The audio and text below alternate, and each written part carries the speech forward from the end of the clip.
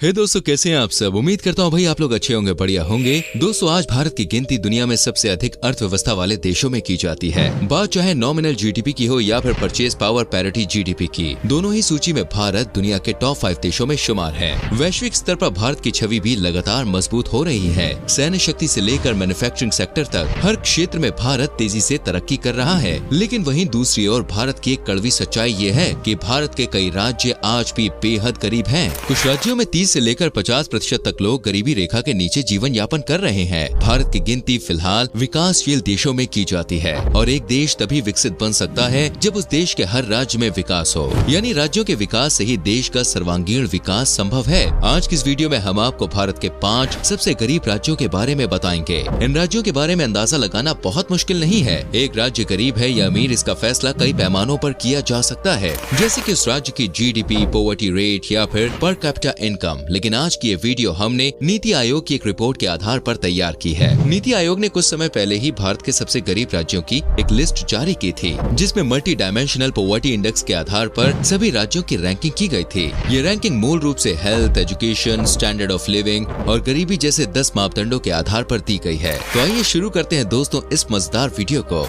मेघालय। अगर भारत के सबसे खूबसूरत राज्यों की बात की जाए तो उसमें मेघालय को जरूर शुमार किया जाएगा। सिर्फ भारत में ही नहीं बल्कि पूरी दुनिया में सबसे ज्यादा बारिश मेघालय के मॉनसून में होती है। साथ ही इस राज्य का चेरापूंजी जिला भी कमाल का टूरिस्ट डेस्टिनेशन है। एशिया का सबसे अच्छा गांव मोलिन नोंग भी इस राज्य में स्थित है। मेघालय को स्कॉटलैंड ऑफ द ईस्ट के नाम से भी जाना जाता है। लेकिन इतनी सारी खूबियां होने के बावजूद मेघालय आज गरीबी की मार झेल रहा है। नीति आयोग के आंकड़ों के अनुसार मेघालय के 37.05% लोग गरीबी रेखा के नीचे अपनी जिंदगी गुजार रहे हैं। मेघालय की कुल जनसंख्या 32 लाख के आसपास है। दरअसल बहुत ज्यादा बारिश होने के कारण मेघालय में कोई भी काम रफ्तार से नहीं हो पाता। कई जिले ऐसे हैं जहां रोजाना बारिश होना तय है। इसी वजह से लोगों के काम करने के घंटे बहुत कम हो जाते हैं और बारिश कब भयंकर तूफान का रूप ले ले इस बारे में कोई भी नहीं जानता। भारत के अन्य राज्यों के मुकाबले मेघालय में सूर्य जल्दी ढल जाता है। मेघालय की जीडीपी $54.7 बिलियन से भी कम है। हालांकि आबादी के लिहाज से यह आंकड़ा बुरा नहीं है, लेकिन यहाँ पर आज भी कई सुविधाओं की कमी है और इसी व्यवहार से नीति आयोग ने मेघालय को भारत के सबसे गरीब देशों की सूची में 5वें नंबर पर रखा है। वहीं नॉर्थ ईस्ट के राज्यों में मेघालय गरीबी के मामले में पहले नंबर पर आता है।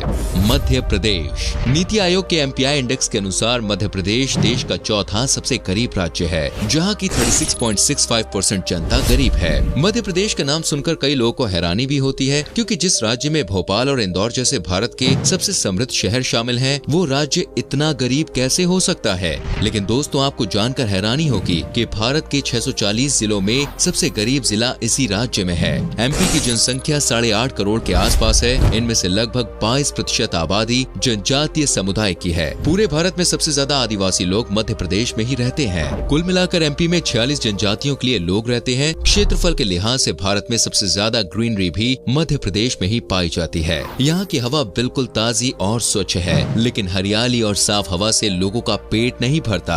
आज मध्य प्रदेश की गिनती सबसे खराब शिक्षा व्यवस्था वाले राज्यों में की जाती है। चाइल्ड मोर्टेलिटी रेट हो या फिर कुपोषण की बात, मध्य प्रदेश की गिनती सबसे खराब 5 राज्यों में की जाती है। मध्य प्रदेश में कितने ही घरों में आज भी शौचालय की सुविधा उपलब्ध नहीं है। पीने के पानी के लिए सबसे लंबी दूरी तय करने वाले राज्यों में भी मध्य प्रदेश टॉप 3 देशों में शुमार है। आदिवासी समुदाय को शिक्षा के प्रति जागरूक करने और उन्हें रोजगार देने के लिए सरकार द्वारा कई योजनाएं चलाई जा रही हैं। लेकिन इसके बावजूद मध्य प्रदेश की स्थिति में कोई खास सुधार देखने को नहीं मिल रहा है। मध्य प्रदेश का अलीराजपुर जिला भारत का सबसे गरीब जिला घोषित किया जा चुका है। इस जिले की 76% आबादी गरीबी रेखा के नीचे जीवन यापन कर रही है। प्रदेश के कुछ चुनिंदा बड़े शहरों को छोड़ दिया जाए तो लोगों के पास करने के लिए कुछ भी ज्यादा काम नहीं है। दोस्तों, उत्तर प्रदेश। आपको जानकर हैरानी होगी कि उत्तर प्रदेश अर्थव्यवस्था के मामले में देश में तीसरा सबसे प्रमुख राज्य है। उत्तर प्रदेश की जीडीपी $220 बिलियन है, लेकिन पर कैपिटा इनकम के मामले में भारत में ये 28वें नंबर पर आता है। उत्तर प्रदेश के लोगों की पर कैपिटा इनकम 40,000 के आसपास है। नीति आयोग के एमपीआई इंडेक्स के अनुसार उत्तर प्रदेश की 37.79% आबादी गरीबी रेखा के नीचे आती है। ये भारत का सबसे ज्यादा आबादी वाला राज्य है। ताजा आंकड़ों के अनुसार उत्तर प्रदेश की जनसंख्या 24 करोड़ के आसपास पहुँच गई है। उत्तर प्रदेश में गरीबी के कई मुख्य कारण है। सबसे पहला कारण है यहाँ पर जातिवाद की राज राजनीति।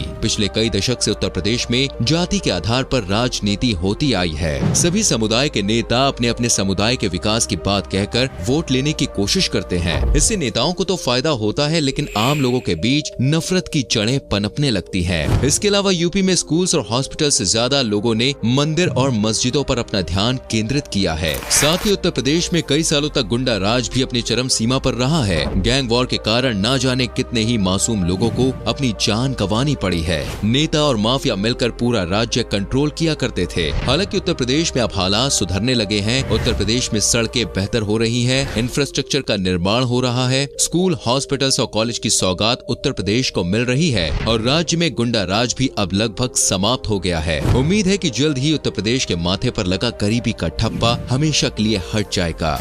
झारखंड दोस्तों, किसी भी चीज की मजबूती के लिए उसकी नींव का मजबूत होना बहुत जरूरी है। झारखंड साल 2000 में बिहार से अलग हुआ था। अगर महाराष्ट्र, केरल जैसे किसी राज्य से कोई राज्य अलग होता है तो शायद उसकी स्थिति अलग होती, लेकिन झारखंड राज्य बिहार से अलग हुआ था, जहां पहले से ही बहुत गरीबी थी। झारखंड अगर चाहे तो 10 सालों में खुद को भारत के टॉप 10 राज्यों में शामिल कर सकता है। झारखंड के जमशेदपुर जिले में देश का ही नहीं बल्कि पूरे एशिया का पहला स्टील का प्लांट लगाया गया था। आज जमशेदपुर, बोकारो और बिहार जैसे जिलों में इंडस्ट्रियलाइजेशन काफी तेजी से हो रहा है, लेकिन उसका लाभ आम जनता तक नहीं पहुंच पा रहा। लोगों को रोजगार तो मिल रहा है, लेकिन बहुत ही कम दिहाड़ी के साथ उनसे काम कराया जा रहा है।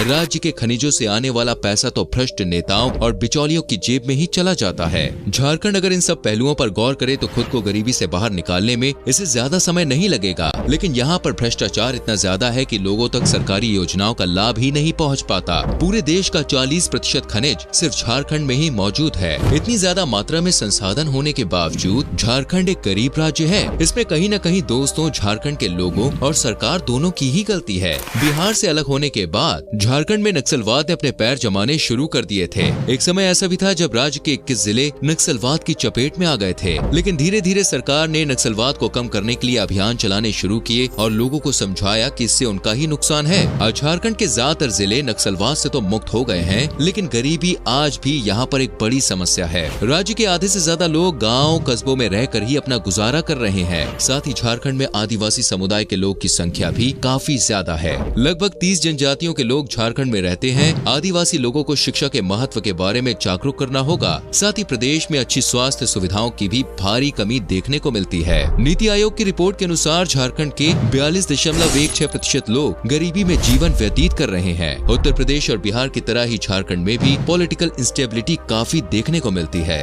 राज्य को बने अभी 2 दशक ही बीते हैं। इतने कम समय में ही यहाँ पर 1 दर्जन से ज्यादा बार सरकारें बदल चुकी हैं।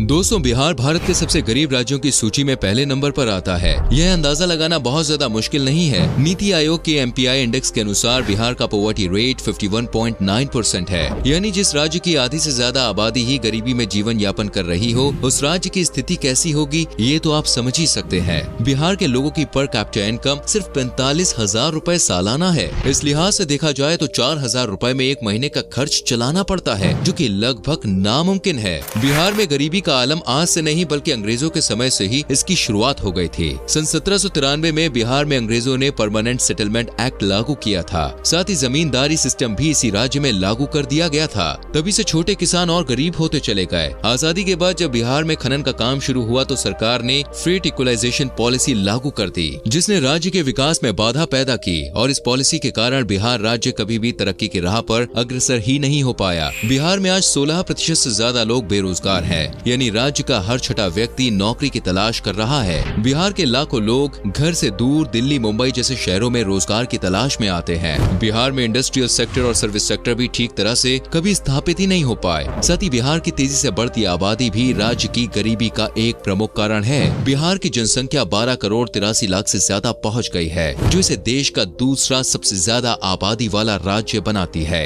इसके अलावा किसी भी राज्य की तरक्की के लिए वहाँ की सरकार और प्रशासन की भूमिका भी बेहद बेहद अहम होती है। बिहार में सन 1961 से 1990 के दौरान 20 बार नई सरकार बनी थी। जी हाँ दोस्तों, 20 बार। एक राज्य में जब तक राजनीतिक स्थिरता नहीं होगी तब तक उस राज्य में कोई भी स्कीम, पॉलिसी या योजनाएं ठीक से लागू नहीं हो पाएंगी। सरकार की खामियों का भुगतान आज बिहार के मासूम नागरिकों को भुगतना पड़ रहा है। तो दोस्तों, ये थे भारत के 5 सबसे गरीब राज्य। नीति आयोग के MPI इंडेक्स के अनुसार केरल भारत का सबसे समृद्ध राज्य है, जहां गरीबी दर 1% से भी कम है। इसके बाद गोवा, सिक्किम, तमिलनाडु और पंजाब राज्यों का नंबर आता है। ये बात काफी हैरान करने वाली जरूर है कि भारत के ही एक राज्य में इतनी अधिक गरीबी है, तो अन्य राज्यों के लोग कितने समृद्ध हैं। कमजोर राज्यों में सुधार लाने के लिए सरकार सिर्फ आर्थिक राशि से लोगों की मदद करती है। आर्थिक मदद के जरिए दोस्तों एक तरह से सरकार लोगों को निकम्मा और कामचोर बनाने का काम करती है। इससे लोग की सोच ही ऐसी हो जाती है कि कुछ करें या ना करें, सरकार खाने के लिए खाना तो दे ही देगी, बस और जिंदगी में क्या चाहिए। इसके बदले सरकार को रोजगार बढ़ाने और शिक्षा को बेहतर बनाने की ओर ज्यादा ध्यान देना चाहिए। उम्मीद करते हैं वीडियो आपको अच्छी लगी होगी। वैसे आपके हिसाब से भारत के इन सबसे गरीब राज्यों की हालत किस तरह से बेहतर की जा सकती है? इस बारे में अपने सुझाव और विचार नीचे कमेंट बॉक्स में हमारे संग शेयर जरूर करें। वीडियो को लाइक और शेयर करें और आने वाली वीडियोस को देखने के लिए चैनल को सब्सक्राइब करके बेल आइकन प्रेस करें, जिससे आपसे कोई भी वीडियो मिस ना हो। मिलते हैं अगली वीडियो में। अपना बहुत ख्याल रखें। Bye bye.